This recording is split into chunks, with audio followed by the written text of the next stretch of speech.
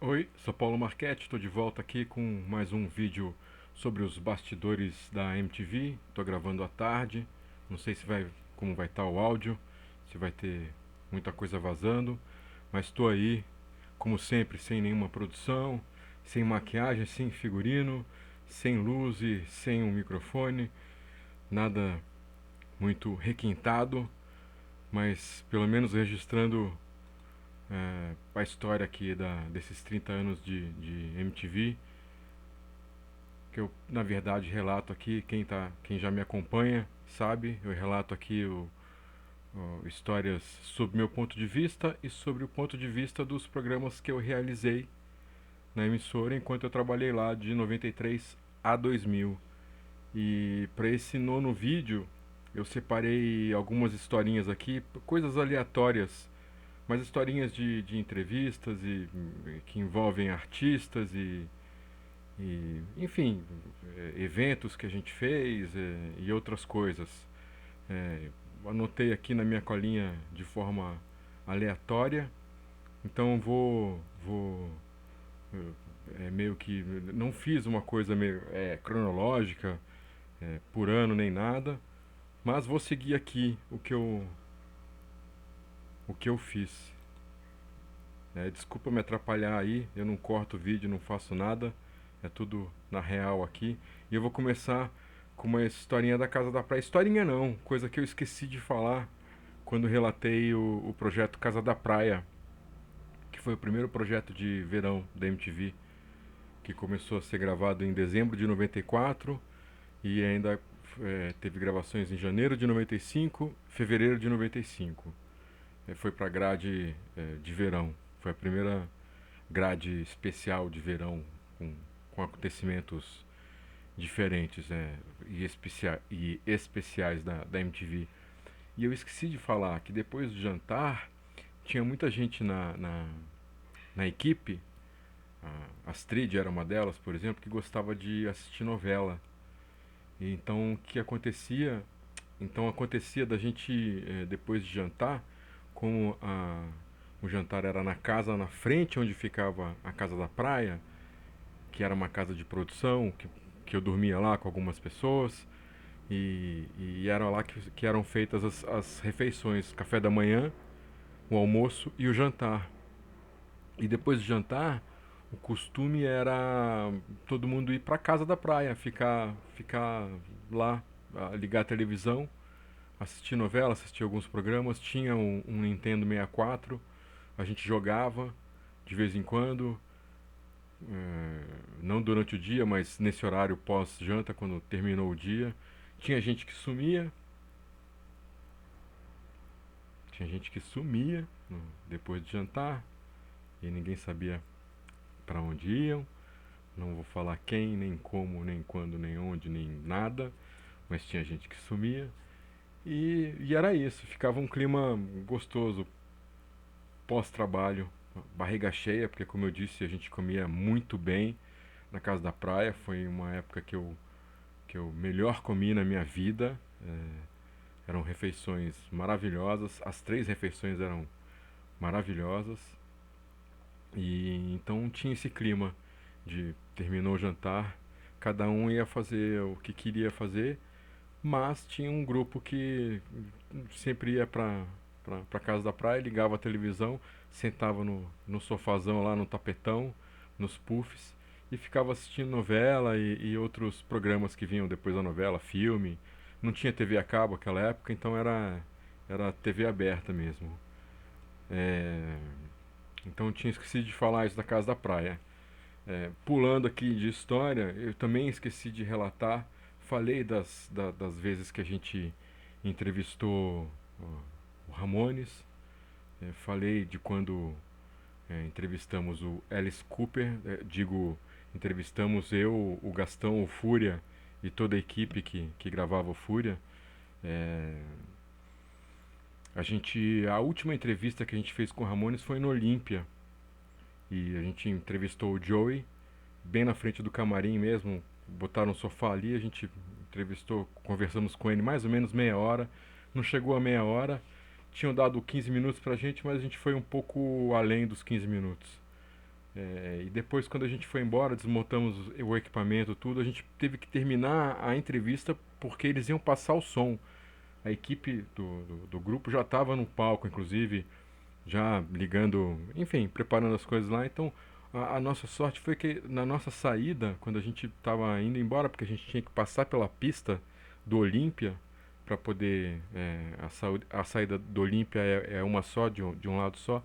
Então a gente foi obrigado a passar pela pista e eles estavam passando o som.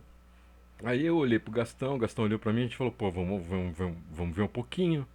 E aí a gente assistiu uma ou duas músicas do Ramones. A gente não podia ficar muito tempo, acho que a equipe tinha que ir embora, tinha outro trabalho, a equipe técnica que estava com a gente teve que ir, não deu para ficar muito tempo. Mas a gente viu, sentia que o clima não estava bom mais. O Joey, para quem é fã de Ramones, sabe que o Joey e o Johnny não se bicavam, há anos não se bicavam. E teve. Eu até tentei tirar foto dessa passagem de som, eu tenho duas fotos. É que eu estava com a minha câmera, mas o filme, a asa do meu filme era muito. Era uma asa normal e eu estava num ambiente muito escuro. Então eu tenho registro dessa entrevista e da passagem de som, umas três, quatro fotos só, mas elas estão mexidas, tremidas. Porém, é um registro.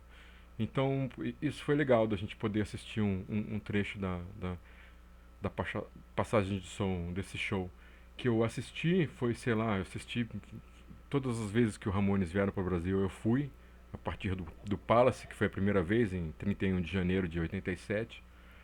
Mas esse último show não gostei, não foi legal. Não, acho que pela passagem de som ali que a gente assistiu, os 10 minutinhos que a gente ficou lá, 5 minutinhos, não gostei da energia. E a gente teve essa oportunidade também, depois da entrevista com Alice Cooper, que ele foi ultra gente boa, contei a história aqui. E aí terminou a passagem, a entrevista, ele perguntou se a gente queria assistir um pouquinho do ensaio. E a gente falou, pô, claro. E aí a gente foi assistir, fui eu, o Gastão e o Betinho, o operador de áudio, que também era roqueiro convicto.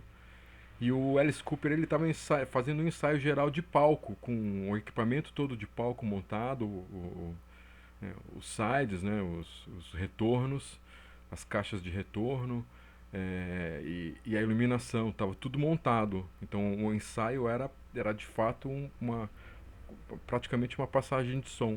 E a gente entrou, era um galpãozão grandão, a gente encostou na parede ali, a gente assistiu uma ou duas músicas e fomos embora. Incrível, né? Foi uma coisa, pô, só MTV mesmo pra, pra poder proporcionar essas coisas é, incríveis.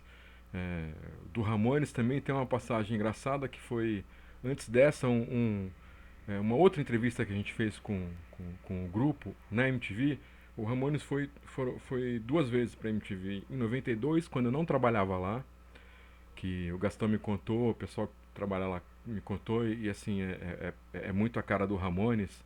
Eles foram entrevistados no Estúdio A, onde era o fundo Chroma, em que os VJs ficavam em pé, chamando o clipe e tal, era o estúdio tradicional dos VJs. E o Fúria ainda era feito lá, em 92, não era no Estúdio B.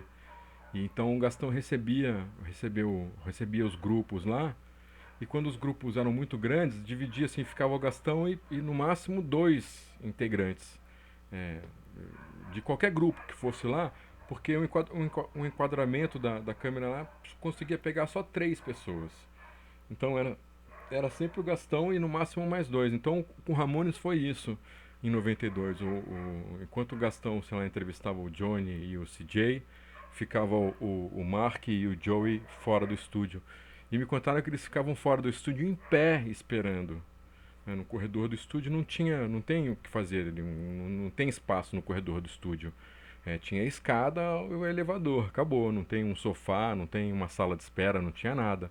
E eles ficavam ali esperando pra porta abrir e chamarem eles em pé ali. Cara, como eu já falei várias vezes aqui, os artistas veteranos, eles eram todos eles assim incríveis, incríveis, assim, muito muito profissionais, muito gente boa, assim, a energia sempre boa, né?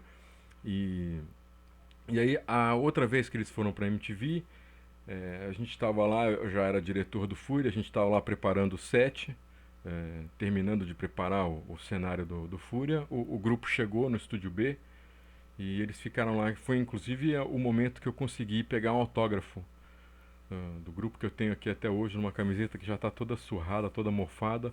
Eu não tinha onde pedir autógrafo, dei a caneta para eles, eles assinaram numa camiseta branca Hering que eu estava usando. Assinaram no peito, assim.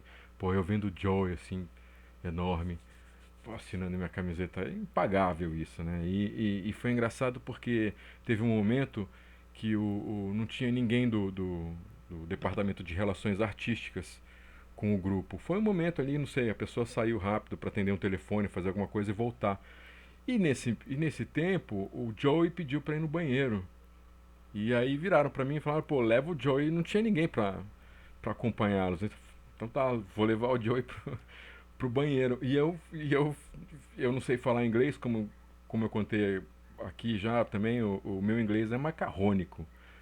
E beleza, vamos no banheiro, Joey. E aí eu cheguei pra ele na escada e mostrei pra ele, olha, não tem elevador, a gente vai ter que ou subir um lance de escada ou descer um lance de escada. Tem banheiro em cima e embaixo, o que você escolhe? Eu não conhecia as histórias de toque dele, conhecia, mas eu não sabia da gravidade, como era todo esse lance do problema dele de toque. Depois que eu li os livros, ou livros que saíram anos depois, biografias e tal, que aí que eu lembrei dele subindo a escada, porque ele preferiu, falou, então vamos subir. E ele subiu a escada muito devagar, e olhando todos os degraus, e segurando o corrimão. E eles devagar, sabe? Ele não precisava subir devagar, ele não era nenhum velhinho. Mas ele subiu lentamente a escada e sempre olhando os degraus com a cabeça para baixo. Eu achei estranho. E depois fui entender que era o toque dele. Ele reclamou, inclusive, puta que saco, tipo, alguma coisa assim, não tem elevador. Não mal-humorado, nada disso, mas ele só reclamou uma coisa dele mesmo que ele externou, mas era uma coisa com ele. Tá, vai, vamos subir a escada aqui. E aí subi a escada e aí mostrei pra ele o banheiro, abri a porta e a porta dos banheiros lá eles abriam e fechavam lentamente. Então eu abri a porta, ele entrou, segurei a porta pra ele, ele entrou no banheiro, aí a porta foi fechando assim, eu só vi ele ele botando a mão no bolso de trás da calça, assim, tirou um pentinho, abaixou em frente ao espelho, assim, a pia, abaixou e aí ele ia começar a pentear o cabelo, a porta fechou, tum. Então essa foi uma outra passagem. Pô, levei o Joey no banheiro, cara. Isso não é pra qualquer um. E o, outra do Fúria, que eu marquei aqui também, é com Angus Young, que foi... Eu peguei 3 autógrafos na minha história, 4 autógrafos na minha história na MTV, nos meus quase 7 anos que eu fiquei lá. Do Ramones, esse dia que eu acabei de contar. O do Angus, que eu já contei também. Ele assinou o Led Zeppelin Rock pra mim. Peguei autógrafo do Buzzcocks, uma banda punk de Manchester que eu sou apaixonado desde pivete. E do Sergei, é, do maravilhoso Sergei, nosso artista, ícone do rock brasileiro. E, e a vez e essa vez que eu peguei o autógrafo com Angus Young, foi engraçado porque eu entreguei para ele a caneta e a capa do Led Zeppelin Rock, que era o meu CD, não era vinil. E na hora que eu entreguei para ele assinar, ele perguntou meu nome, eu falei Paulo, né? Eu falei Paolo, mas com U, né? Aí, beleza, assinou lá. E aí, nesse momento, o Betinho me pediu para ajudar a enrolar o cabo, porque a gente precisava também sair fora rapidinho. Então, comecei a ajudá-lo a guardar o material, o Betinho, operador de áudio que eu acabei de falar da história do Alice Cooper. O Betinho estava sempre... Era o Betinho ou o Vassiliades, o André Vassiliades. Um dos dois estavam no Fúria com a gente. E aí o Betinho, na hora que eu entreguei o CD e a caneta pro Angus, o Betinho me pediu para eu enrolar um cabo para ele. Ah, me ajuda a enrolar esse cabo, e tal. Eu comecei a enrolar o cabo e virei ali, ah, tá, beleza, tum. De repente, e desencanei. De repente, alguém me cutuca pelas costas e me chama, Paolo. Era o Angus Young. Eu olhei pra cima porque o Angus ele é baixinho, eu sou um pouco mais alto que ele. O Angus tem acho que menos de 1,60, eu tenho 1,75. Então, e ele me chamou pelo nome, me entregou a caneta e o CD, sabe? Como assim, o Angus me chamando pelo nome? Meu brother. Então foi um momento de, de porra, não sei nem dizer assim, sabe? Pô, o Angus Young me chamando pelo nome. Isso pra quem é roqueiro, pra quem gosta de AC/DC, pra quem, enfim, como eu, gosta de tudo isso, é uma coisa incrível. Ainda do Fúria, é, eu lembro que a gente fez uma entrevista com o Danzig, que era vocalista do Misfits, depois saiu em carreira solo. Ele veio pro Brasil, não lembro em que ano era isso, mas ele veio pro Brasil fazer show e foi na MTV. Fizemos uma entrevista com ele no Estúdio B. E beleza, chegou lá e a gente tava. O Gastão tava mais do que eu, o Gastão tava nervoso, porque a gente sabe que o Danzig é um cara difícil, é um cara mal-humorado, fechado, carrancudo, já teve alguns problemas, aí já saiu na mão com enfim, um cara meio é, problemático. E aí começou a entrevista, realmente foi uma entrevista boa, para variar, claro, as entrevistas do Gastão eram sempre excelentes. E aí aquela coisa, o artista começa a perceber que você sabe da história, você conhece, você está inteirado, sabe do contexto, não só do. Não é só um fã, é um cara que entende que está conversando, sabe? Então o artista quando percebe isso, ele costuma se soltar mais, ficar mais tranquilo. E isso, os minutos foram passando, a entrevista foi passando e o Danzig foi ficando cada vez mais à vontade. Tinha um amigo nosso assistindo a entrevista, que ele pediu, pelo amor de Deus, deixa o cara fã. Tinha uma pasta do Danzig, Misfits, enorme, cheio de reportagem. O cara é daqueles que tem pôster, camiseta, era CD pirata, vinil pirata, toda a discografia. Daqueles que. Aqueles fãs. E aí, terminada a entrevista, isso eu não vi. Depois me contaram, quando subiram lá na produção, me contaram isso. É, terminada a entrevista, esse nosso amigo foi mostrar a pasta dele, foi pedir autógrafo e tal, pro Danzig, ficaram lá trocando uma ideia. E o Danzig começou a ver a pasta do cara e nessa pasta tinha uma reportagem sobre uma treta uma vez que teve do Danzig com outro músico gringo, que eu não lembro quem, que esse outro músico deu um soco na cara do Danzig.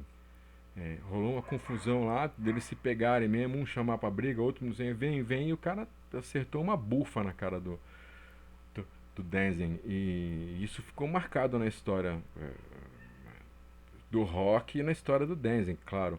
E aí o Danzig viu essa reportagem, na hora que ele viu essa reportagem, ele fechou a pasta, nervoso, não sei se ele jogou a pasta ou entregou, e saiu andando, fechou a cara e acabou. Aí o empresário dele que estava junto virou para esse nosso amigo e falou: Cara, se o show for ruim, a culpa é sua, sabe? Você estragou o dia do Danzig, falou alguma coisa assim pro, pro cara. E o cara ficou todo, mano, eu não tenho nada a ver, sabe? Enfim, coisas de pessoas difíceis. Ainda no Fúria, tem mais algumas aqui do Fúria. A gente, quando teve o Monsters of Rock em 94, o primeiro, a gente entrevistou no Maxud Plaza. O Fúria fez entrevista exclusiva com o Slayer, com o Black Sabbath, com o Kiss e com. Olha, até esqueci. Mas enfim, Slayer, Black Sabbath e Kiss a gente fez exclusiva lá no Maxud. E, e duas histórias rápidas que aconteceram foi na entrevista do Kiss. todos muito simpáticos, tal, como eu falei. Pô, Paul Stanley, Gene Simmons, e estavam aqueles dois outros, o baterista loiro e o guitarrista, a fase deles sem máscara, que eram super músicos, independente de por mais que não, eles não eram os músicos originais, mas eram bons músicos. Cumprimentaram todo mundo, tal, sentaram, não sei o quê. No meio da entrevista, o Gene Simmons pediu, o Kiss veio pra cá, é, nessa época estava sendo lançada um CD, um tributo ao Kiss, chamado, se eu não me engano, Kiss My Ass. E vários grupos tocando Kiss, um CD todo bonitão. E aí, no meio da entrevista, o Gene Simmons pediu a capa para pegar uma informação, alguma coisa que eles estavam falando do CD. Ele queria ver a ficha técnica para falar alguma coisa, ou o nome de música de algum grupo. Não lembro, mas ele pediu um encarte. Aí a gente deu o encarte, só que o que a gente tinha era o encarte da edição nacional. Aí ele pegou o encarte que, se eu não me engano, era aquele encarte que não era livrinho, era uma coisa que você que era, ia desdobrando assim e ficava um papel grande. Ele olhou aquilo, ele esqueceu do que ele ia fazer. Ele olhou aquilo, ele falou, como assim? Ele pegou assim como se fosse, sabe, a gente tipo assim, que é isso aqui?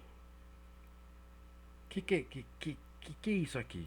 Olhando para alguém da gravadora que tava junto, que quando esses grupos grandes enfim, maioria dos grupos que tem gravadora tudo sempre tem o divulgador da gravadora, além de alguém do departamento de relações artísticas da MTV. Então ele olhou para falando para alguém da gravadora, pegou o CD assim dessa forma meio nojenta assim com a ponta do dedo e falou: "Meu, que troço é esse aqui? Isso aqui é o que foi lançado aqui no Brasil? Essa bosta aqui?" Pô, ele acabou com o CD. Ele falou: "Meu, cadê o que a gente lançou lá fora? Livrinho, com fotos, com não sei o quê." E começou a falar das coisas que tinham na edição gringa e que não tinha na edição brasileira. Ele falou, meu, ele ficou puto, ele falou que saindo da entrevista ele ia falar com alguém na gravadora, que ele não admitia isso, que era uma falta de respeito com os fãs. Falou um monte, bicho, falou um monte. A pessoa que estava com ele, que não tinha nada a ver, a pessoa da gravadora, mas porque é divulgador, não tem nada a ver com isso, ficou desse tamanhozinho, cara. E foi. E aí eu tive que perguntar, eu queria botar isso a gente queria. Eu queria ter posto isso no programa. Separei essa parte da entrevista na qual ele dá esse escândalo todo. Mas o departamento de relações artísticas pediu para eu não fazer isso, porque ia ficar ruim com a gravadora. Mas o Gene Simmons ficou putaço, assim, ele odiou, achou uma bosta. E falou que ia escutar, inclusive, o CD para ver se a qualidade sonora, pelo menos, era boa. Enfim, acabou com o CD, acabou ele ficou putaço mesmo. Ainda nessa leva de entrevistas exclusivas no Maxud, porque a gente fez as 3 entrevistas ou 4, a gente fez no mesmo lugar no Maxud, não no mesmo dia, mas era no mesmo lugar, na mesma salinha, tal, do mesmo jeito. A outra que eu lembro, foi engraçada, uma história mais rápida, mas é engraçada. Na entrevista do Slayer, chegaram, como todos os veteranos, cumprimentaram todo mundo, tal, boa energia, os caras, tudo gente boa, tal. Sentaram os 4 no banco que era para sentar e tal. Aí, enquanto a gente estava ali arrumando as coisas, terminando de ajeitar tecnicamente tudo para começar a entrevista, acho que o Gastão nem estava sentado ainda com eles. O, o Jeff Hanneman, que era o guitarrista que já faleceu, o saudoso Jeff, ele soltou um peido. E essa cena foi engraçada, algumas pessoas viram, não foi só eu. Ele soltou um peido, já estava sentado, ele soltou um peido, aí ele levantou assim, meio de lado assim, e, e assoprou e jogou o cheiro pro Kerry King, que levantou e falou, porra, não sei o que, mas num clima descontraído, sabe? Isso foi muito legal para nós, para mim, para o Gastão, para quem era, pra gente que era fã de Slayer e sabia das histórias deles de serem sacanas uns com os outros ali do grupo, de roubar cabo, enfim, ver uma cena dessa foi engraçado.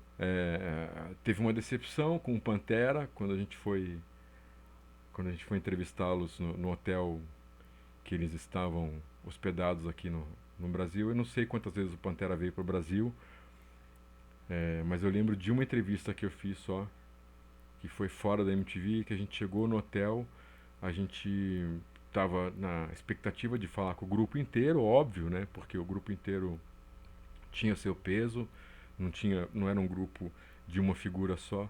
Mas a gente chegou lá, a gente só fez entrevista com o baterista, com o Vini Paul, porque o Phil Anselmo falou que não ia descer, que estava cansado e foi dormir. Eu fiquei puto, o Gastão acho que também ficou um pouco puto, decepcionado. E eu fiquei puto, eu não gosto de Pantera, eu acho uma falsidade Pantera.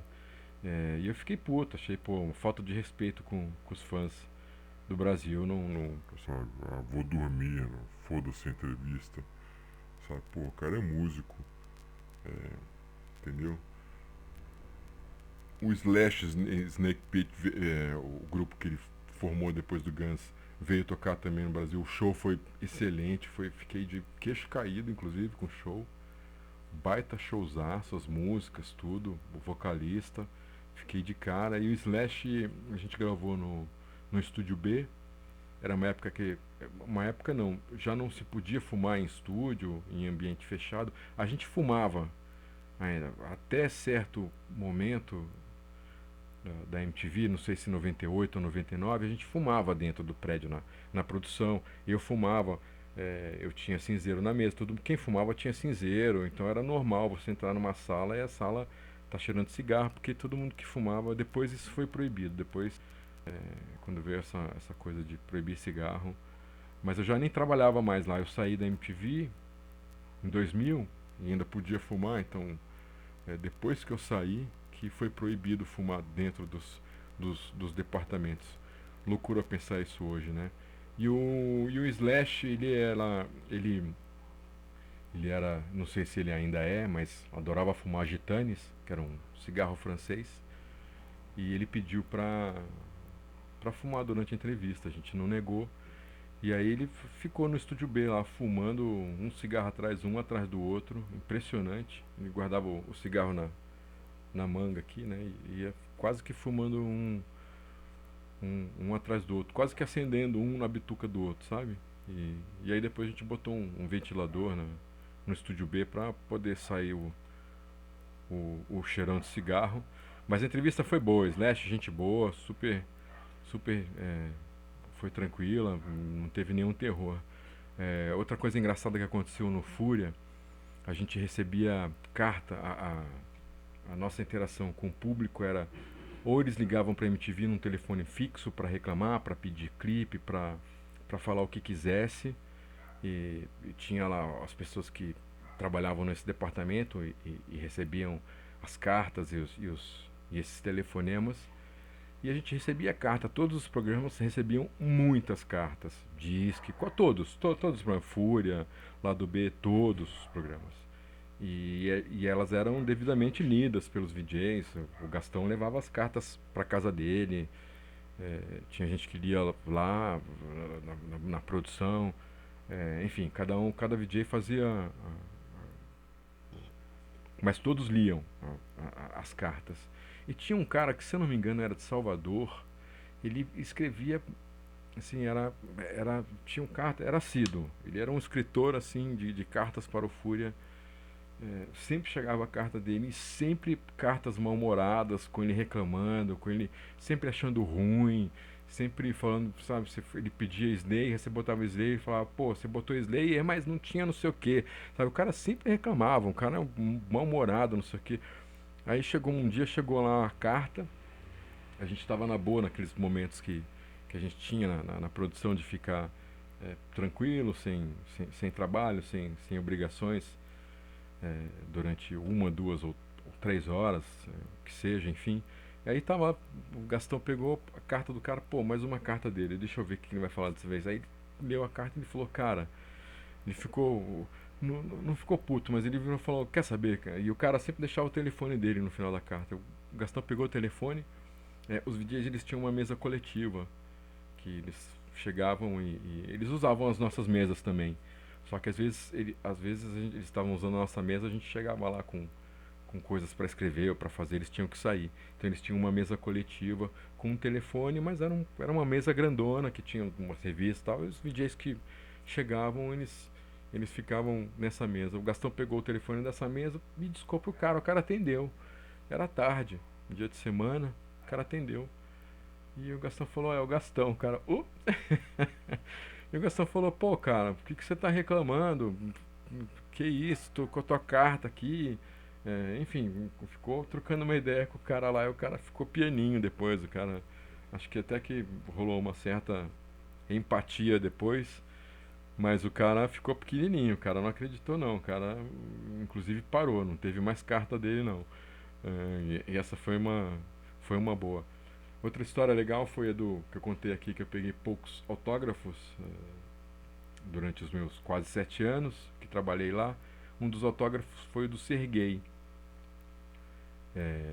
O Serguei foi lá para fazer um programa, eu não lembro, era um programa com um P-Funk, com o Rodrigo Brandão. Não lembro quando que o Rodrigo entrou, 95, 96, talvez, esse programa tenha sido em 96. Era um programa feito no Estúdio A, Fundo Croma, ia ser só o P-Funk e o Serguei. Não era programa que eu ia dirigir nem nada, mas na hora que falaram que o Serguei tava lá, tá, pô, fica, pô, legal. Eu que gosto e pesquiso rock brasileiro, tudo. Falei, bacana, virei pra uma galera que tava lá na produção e veio, como eu disse, já aqui tinha uma turminha ali do futebol, que a gente se reunia e ficava todo mundo junto. Às vezes ficava todo mundo numa mesa, aglutinado numa mesa só, conversando sobre alguns assuntos, enfim. E aí virei pra essa galera que tava todo mundo lá e falei, vocês apostam que eu vou lá pegar o autógrafo do Serguei? Aí ninguém, você não vai, não sei o que. Se eu pegar, vocês pagam um almoço pra mim. A gente comia num colher de prata, como eu contei aqui. Ah, não, beleza, não sei o que. A gente paga. E eu fui lá, desci. O Serguei já tava no estúdio, inclusive. Pedi pra ele um autógrafo. Aí ele escreveu: Baby Paulo, I love you, Serguei. E aí acho que ele ainda ele tava de batom e tal, ainda deu uma prensada, ficou a boca dele assim. E eu botei o autógrafo no nosso painel ali, onde ficava o painel de recados da produção. E ganhei um almoço. Não lembro quem que me pagou, mas eu ganhei um almoço. É, outra história boa que só a MTV poderia proporcionar foi o show do U2 no Morumbi, que foi um show grandioso, foi assim, uma coisa de deixar o queixo caído. Um cenário enorme, um palco enorme e os quatro ali, sabe? É uma coisa sem banda de apoio, sem um segundo guitarrista, sem nada. Eram só os quatro, arrebentando. Foi incrível, porque eu e a Soninha, a MTV transmitiu esse show e eu fiquei na função de dirigir a Soninha nos flashes que tinham durante a programação. A gente entrava, estamos aqui no Morumbi, tinha a Soninha na pista e tinha, enfim, mais um ou dois VJs espalhados pelo Morumbi. E a gente ficou dando flashes ao vivo durante a programação. E aí quando chegou o show, é, foi transmitido só o show e aí a gente parou de trabalhar, né? Na hora que começava o show, a gente pode desligar a câmera, guardar o equipamento, tudo, só que não dava para sair, porque muita gente e tal, então a gente assistiu o show, então a gente teve o privilégio de assistir o show. A gente, nossa, a gente foi muito privilegiado. Eu, Soninha, toda a equipe que estava lá, não lembro quem era o câmera, infelizmente, desculpa, a equipe técnica toda que estava com a gente. É, mas a gente tinha, foi um dia desses que não tinha uma nuvem no céu, muito sol. O Gabriel Pensador abriu o show, foi ruim o show do Gabriel, eu gosto do Gabriel, mas foi ruim o show, porque as pessoas estavam cansadas na plateia, já muito sol, muito quente. Só que a gente tinha ali um isopor com água, com refrigerante, com Gatorade. A gente tinha um guarda-sol para ficar embaixo do guarda-sol, esse tipo de coisa, tá? Então a gente tinha uma certa vantagem com relação ao público da pista. E a gente tinha três tabelas, quem não sabe é uma caixa de madeira assim que você usa para de banco, de apoio, de qualquer coisa. E chama três tabelas porque ela tem ela pode ficar em três alturas. Então elas serviam de banquinho pra gente quando a gente não tava. Não é porque a gente fazia um flash ao vivo, aí depois de, sei lá, meia hora, que a gente ia dar outro flash ao vivo da pista. Então a gente ficava ali meia hora de bobeira. Então a gente pegava, sentava, tomava uma água, ficava ali vendo o show do Gabriel ou vendo o movimento. E a gente teve esse privilégio de ver o show do YouTube na frente deles, no meio da pista. Tinha a torre do PA, que ficava o engenheiro de som, tudo, e a gente estava um pouco mais à frente da torre. Assim, a gente estava bem na parte central da pista mesmo, de frente pro palco, então a gente pôde ver esse show e a gente tinha um cercado, né? A gente tinha não sei dizer, 10 metros quadrados, não sei dizer. A gente tinha um espaço livre pra gente. A gente estava num cercado. Então a gente assistia o show do YouTube quase que na frente do palco e sentadinhos, tomando um refrigerante, sabe? Foi maravilhoso. Depois para ir embora foi um inferno para sair do Morumbi, um puta trânsito e tal, mas foi um showzaço e foi pô, um privilégio ter poder assistir esse show desse jeito. Teve a história do Hanson. Hanson tava no auge da carreira. Veio pro Brasil e os três foram pra MTV fazer um disco, um top 20, não lembro o que eles foram gravar com a Sabrina. E foi a primeira vez que eu vi, se vacilar, foi a primeira vez que aconteceu isso na MTV, da portaria perder o controle. Tinha muita gente embaixo do prédio. Para quem não conhece, o prédio tem a escada e logo tem começa a Alfonso Bovero, que é uma rua comercial do bairro da Pompeia Sumaré, em São Paulo, que é uma rua, é uma descida de mão única, mas que passa ônibus, passa carro, é uma rua de movimento. E foi muita gente para MTV, fãs do Hanson, e ficou assim completamente fora de controle. Depois, anos depois, a MTV começou a gravar coisas lá fora. Eu já não estava lá na emissora. Ou quando tinha alguma coisa especial que ia ser lá fora, geralmente não, a produção avisava a engenharia de trânsito, né, a companhia de engenharia de trânsito aqui de São Paulo, para poder botar fita, vem um carro, não sei o que, aquelas coisas.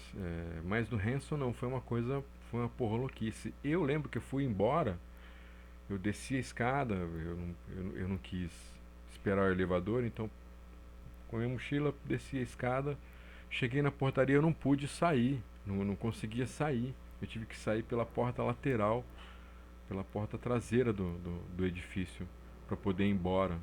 De tão abarrotado e fora de controle que ficou assim, com a visita do Hanson na MTV. Parecia uma coisa da Beatlemania, sabe?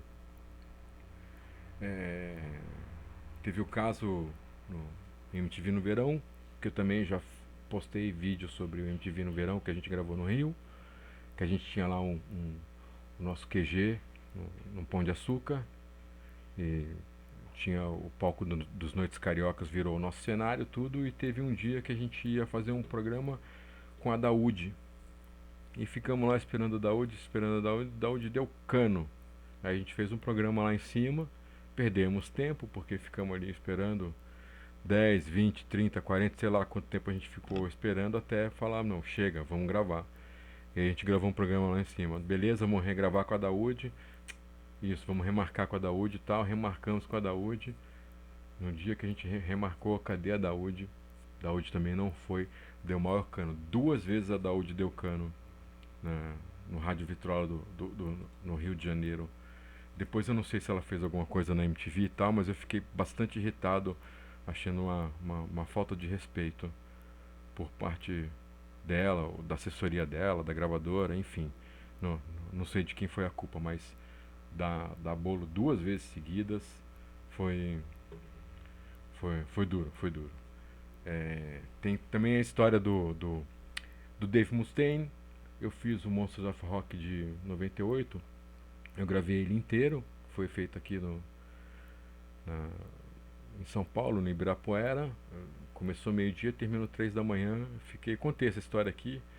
E foi tudo beleza. Nenhum artista reclamou nem nada. Só o Dave Mustaine pediu, guitarrista do Megadeth, ele pediu para que não tivesse grua na cara dele. Que se a grua aparecesse na cara dele, que ele ia cuspir na grua.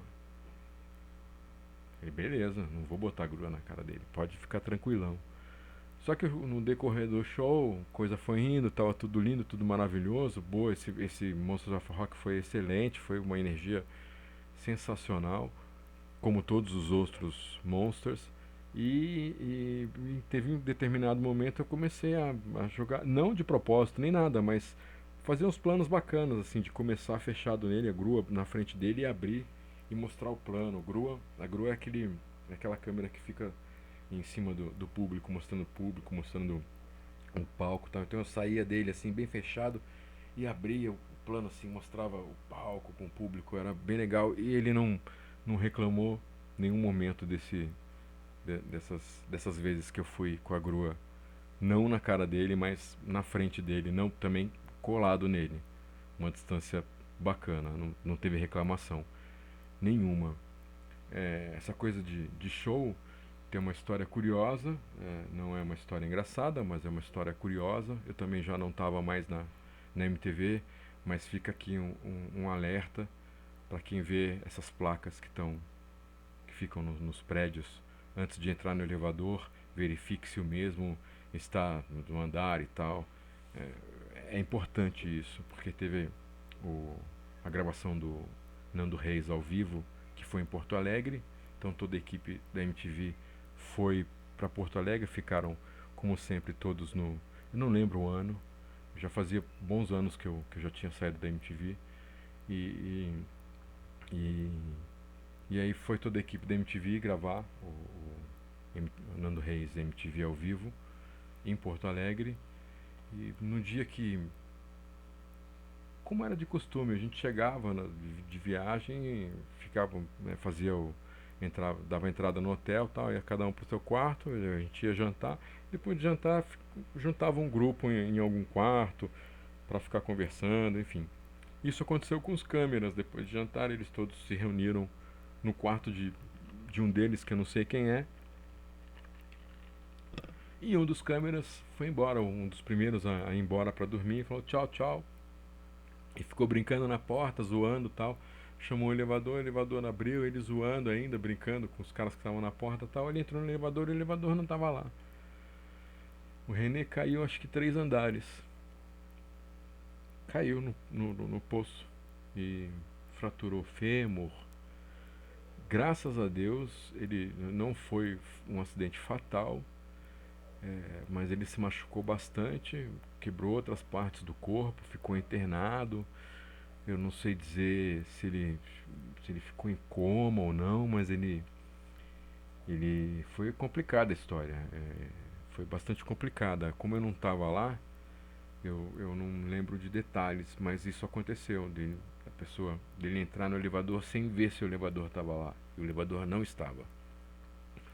Então é muito importante observar, quando você for entrar no elevador, observar de fato se o elevador chegou, se ele está lá.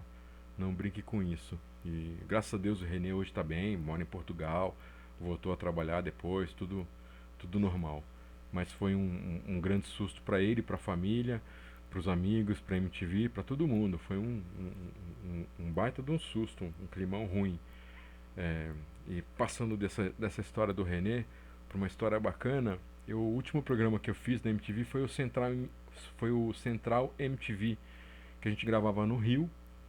Era com a Cris Nicholas e a gente visitava a casa dos artistas. A ideia inicial era essa, ir na casa dos artistas e apresentar a casa deles. A gente foi na casa do Vando. O Vando era um cara super gente boa. Cara, nota 10, cara. é, Pô, os CDs dele, eu fiquei vendo depois da gravação. O cara tinha a coleção do Legião Urbana, tinha a coleção do U2, tinha Dire Straits, tinha Police. Ele tinha umas coisas ali bem legais. O apartamento dele, ele tinha uma gaveta só de calcinha, tudo. E mas enfim, a ideia era ir na casa dos artistas para mostrar a casa e conversar com o artista. Mas nem sempre a gente conseguia entrar na casa do artista. Às vezes o artista falava, não, vamos gravar em outro lugar e tal. Isso aconteceu com a Cássia Eller. A gente foi gravar e essa entrevista com a Cássia, eu já vi a Cris Nicholas falando dessa entrevista e achei bacana ela falar dessa entrevista que marcou pra ela, porque marcou pra mim também. E talvez tenha marcado até pra Cássia Eller, porque foi uma das, se não foi a primeira vez, foi uma das primeiras vezes que ela abertamente falou sobre a sua homossexualidade. É, foi uma entrevista muito sincera. A gente foi na Urca, num, numa pista de skate que tinha lá. Ela ficou sentada com a Cris conversando, elas sentadinhas. Geralmente a gente fazia, quando não era no apartamento, a gente fazia em movimento, caminhando, né, tendo alguma ação. Mas essa a gente fez sentadinha na pista de skate que tinha na rua ali da Urca. Então foi bem legal, a Cássia Eller bem tímida, só que a energia estava boa, a entrevista boa, a Cris Nicholas é sensacional, então ela sentiu a vontade e foi uma entrevista bastante especial. E eu fico feliz de ver que a Cris considera essa entrevista especial, e eu lembro da gente sair, entrar na van ou na Kombi, não lembro o que a gente. Era van, já era van. A gente entrar na van e falar, cara, que entrevista foi essa? Sensacional, que mulher é essa, sabe? Que foi ótimo. Casselli, nota 10. É... E pra terminar as historinhas, tem uma do VMB, já entrando pra finalizar com uma historinha sexo, drogas e rock and roll. Um dos VMBs. O que acontecia? O VMB terminava, isso durante algumas edições que eu não vou saber dizer quais. Mas terminava o VMB e a festa pós-VMB era no mesmo local, quando era gravado no AMB. Então a gente saía do salão onde foi a premiação, tudo, e aí o departamento de eventos da MTV construía um caminho com grades, né, de proteção, construía um caminho para os convidados saírem e irem para a festa, e sempre passava, e esse caminho sempre cortava o estacionamento, porque era um toldo montado no estacionamento, que era a festa. Então era um toldo, aí no fundo tinha um palco, que sempre tinha um grupo tocando, tal. Cada festa era um grupo diferente, tinha área VIP e tudo. E era muita gente, muita gente. Tinha gente que não assistia a premiação, mas ia na festa. Então a festa tinha muito mais gente do que tinha na premiação. E, e esse corredor que o departamento de eventos montava para entrada e saída da festa, ficava congestionado de gente, tanto indo para o local da festa quanto saindo. Era um corredor que ficava o tempo inteiro gente indo e voltando. Era uma avenida movimentada, vamos dizer assim.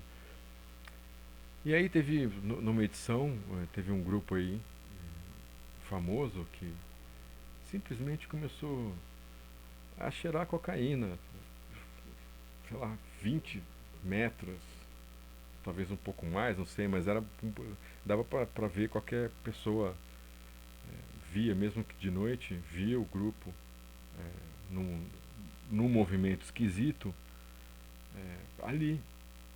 Tá? Todo mundo passava, e todo mundo que na hora que passava por eles virava o pescoço. Você via todo mundo com o pescoço virado pro lado que eles estavam vendo a cena deles, assim, tipo, como assim, sabe? É, que cara de pau é essa? Teve uma dessas festas, inclusive, foi legal, porque o Tadeu Jungle fez um clipe do Arnaldo Antunes. Eles montaram, foi um dos primeiros clipes do Arnaldo. Não foi um dos primeiros clipes, mas foi início de carreira ali do Arnaldo. Não sei se foi na edição de 96, na edição de 97. O Tadeu Jungle, que foi o diretor, ele montou um cenário que, se não me engano, era tipo um papel laminado assim de fundo. E o Arnaldo com amigos, com convidados, com gente famosa do lado dele, cantando ou não lembro. Então eles fizeram esse cenário bem na entrada da festa, que você, ao entrar, você tinha uma pulseirinha, então ao entrar você ganhava alguma coisa, tinha que passar pelos seguranças e tal. Tinha o caminho, né, da festa, e nesse caminho eles iam pegando os amigos, as pessoas famosas, e iam gravando com eles. É um clipe bem legal. Eu esqueci o nome da música, mas não deve ser difícil de achar. É um dos primeiros, se não for do primeiro disco solo, deve ser do segundo disco solo do Arnaldo, provavelmente. E é um clipe bem legal, e ele foi feito é, na festa do VMB. Isso era uma coisa legal. E, bem, essas foram algumas historinhas que eu lembrei. Como eu disse, e em outros vídeos que eu gravei também tem outras historinhas. É que essas aqui eu acabei juntando, que eu falei, esqueci de contar essa, esqueci de contar aquela. Mas se você pegar aí nos outros 8 vídeos que eu fiz, sempre tem historinhas curiosas e engraçadas, e de sexo, drogas e rock and roll, e outras coisas que aconteceram de bastidores. Nesse vídeo são essas que se eu lembrar de mais alguma, no próximo eu com certeza anoto aqui na minha colinha, e no próximo eu conto. Então, mais uma vez agradeço a companhia, mais uma vez agradeço a paciência. Até a próxima, um beijo e um abraço.